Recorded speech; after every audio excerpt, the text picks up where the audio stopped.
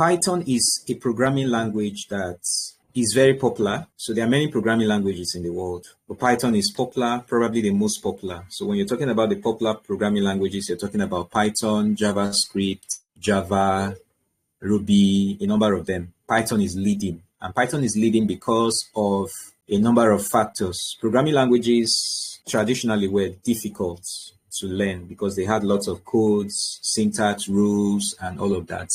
But Python came and added a measure of simplicity, and so it became easy to adopt. So Python is closer to English language than a number of other programming languages. So it's easy, and because it was easy, people adopted it, and it was applied across several areas. So because Python has several areas of application, it is also widely used. So people use it in web design, artificial intelligence, image processing, research, machine learning. It's widely used because of the features. And so when a programming language or when a tool is widely accepted, people begin to build libraries, they begin to build frameworks, they begin to develop so many things around it. And that's what has happened with Python. So say you learn the Python fundamentals and then you want to apply Python for data analysis. You now build on the fundamentals by visiting some of those data analysis libraries and then mastering them. It's not difficult. It just requires some time to learn what it is all about. And once you have mastered the fundamentals and you know what it is all about, you start flying. It's just like a house. You need to take some time to lay the foundation. Once you have laid the foundation, or in this case, the fundamentals, then you can start building. So that's the goal. And I hope that we are all able to stay put and make that effort till we get to the point where we have mastered the fundamentals, and then we can take an area. Maybe you want to be an AI engineer, you want to be a data analyst at the highest of levels who is using Python, you want to do machine learning, or you want to work with hardware, different areas. Python is so versatile. Or maybe even web development, you want to do something, at the back end, you want to incorporate AI into websites. You will need the fundamentals as that foundation to build on, and then you will now start mastering the libraries.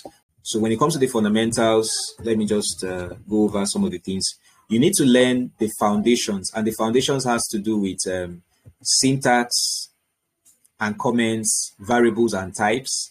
Then you need to learn about data, and that has to do with strings and text, collections, operators and expressions. Then you need to learn logic and code structure. It has to do with control flow and functions. Then you need the advanced basics. That has to do with file input, outputs, error handling, modules and libraries. Then you need some deeper concepts, which has to do with object-oriented programming, Pythonic features like lambdas and comprehensions, JSON and regex, and then you're good to go with mini projects and debugging. So today we're going to see how we can merge a bit of these different areas. So we're taking like the first three together.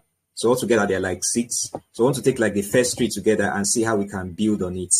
So I was brainstorming and thinking about the best approach to use for this class, and I decided to use a problem solving and a project challenge approach.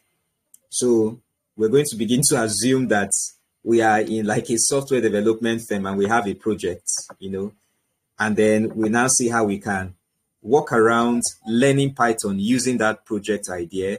And then we're also going to break down that project into smaller phases, and then we'll take those phases step by step and see how we can learn. So this is what we're going to do. We're going to learn Python using a chat messenger app. That's our strategy. So when I say chat messenger app, that's something like WhatsApp, Telegram, or we can even broaden it a bit to, consider something like X, formerly Twitter. And then, the concept of you have a platform where people can chat. So you have this text area where people can type their chats, make entries, and then submit. So that's the concept. We want to build something like that.